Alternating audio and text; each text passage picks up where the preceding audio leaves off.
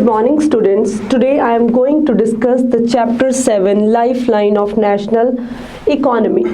First of all, I will discuss with you the name of the chapter. Why the name is called Lifeline of National Economy? Because in the previous chapter we have discussed about the manufacturing industry, agriculture. So manufacturing industry and agriculture, that is the production of something. Right? So production of something means they are producing some things.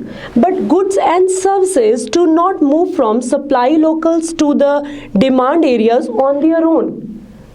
The things cannot be moved their own. Right? So the movement of these goods and services from their supply location to demand location necessitate the need for transport. It needs to, something should be there which transport from supply area to demand area. That is called transportation. Right? So then is the pace of the development of a country depends on the production of goods, services as well as their movement over the space. If production is there but it not reach on time on the demand area, then what is the use of the production? Right? So it is very important to, if something is produced over there, it must be reach in the demand area on time. That is only made possible with the help of transportation. The movement of these goods and services can be over three important domains of our earth, that is land, water and air. Land includes roadways, railways and the pipeline. In the previous classes you have read about the roadways and railways, but pipeline is something new topic for you. Next is the water. Water include inland and overseas. Inland means within the nation, but overseas when we transport to the other nations and when connect to the other nations. Next is the airways. Airway further can be divided into domestic and international airways. Domestic means within the nation, when the passenger and things move within the nation, that is domestic. International, when we transport to other areas, that is to the other nations, that is international airways. Next is the trade, transport and communication. We cannot exclude trade, transport and communication from each other. They are complementary to each other. Trade, transport and communication, they complementary to each other. If trade and transport is there, proper communication will not be there, then they cannot function properly. If they function together, then it is only possible, and then it is development of the nation. Trade, transport and communication. If the proper communication between trade and transport will not be there, then the things cannot be reached on the demand area within time. Right? So they are complementary to each other.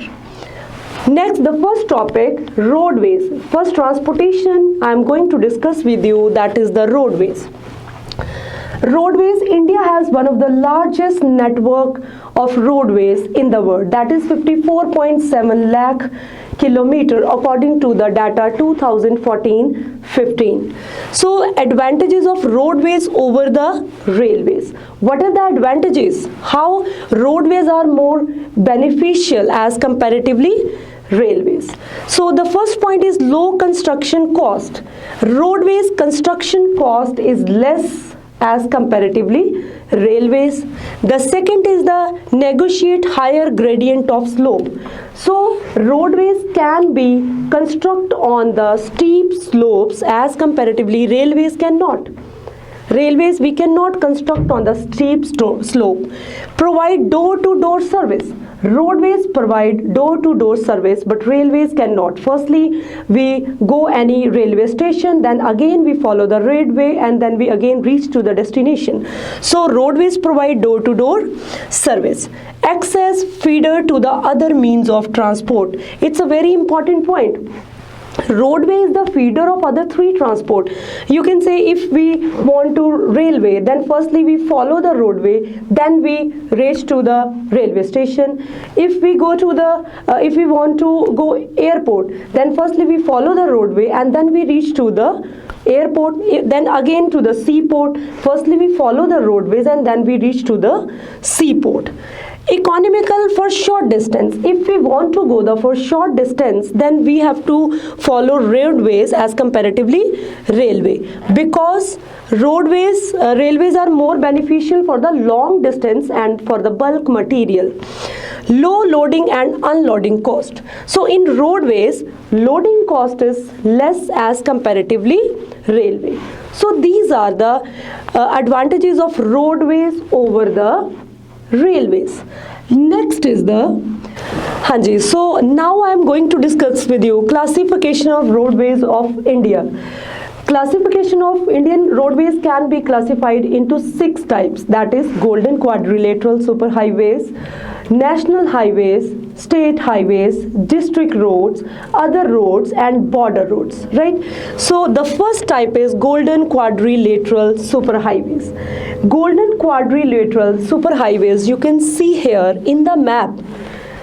The main objective for the construction of the golden quadrilateral superhighways to connect the big metropolitan cities from Delhi to Mumbai, Mumbai to Chennai and Chennai to Kolkata, then again reach to the Delhi, right? So it only main objective to promote the transportation in these areas and reduce timing.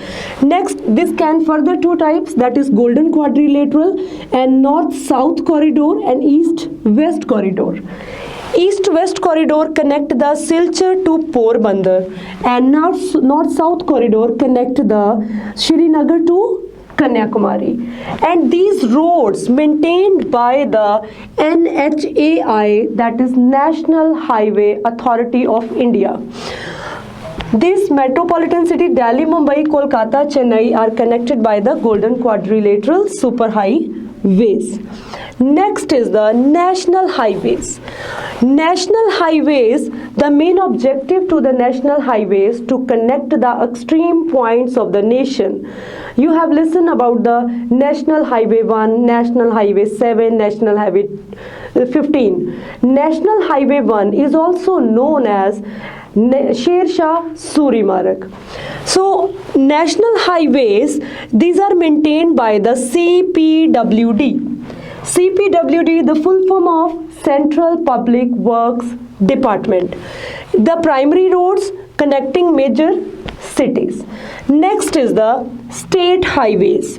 State highways, those which connect the headquarter of the state with the other cities. For example, you can take example of Chandigarh. The Chandigarh is connected with the other towns with the state highways. Okay, it is the main objective to reduce the timing for the district state headquarter to the other cities. This is maintained by the Public Works Department, that is PWD, Public Works Department. Next is the district roads. District roads are the maintained by the Jila Parishad. This is connect district headquarters with other places in the district. If you will take example, then Sangrur is our district, and the roads which connect other towns with the Sangrur, those are called district roads.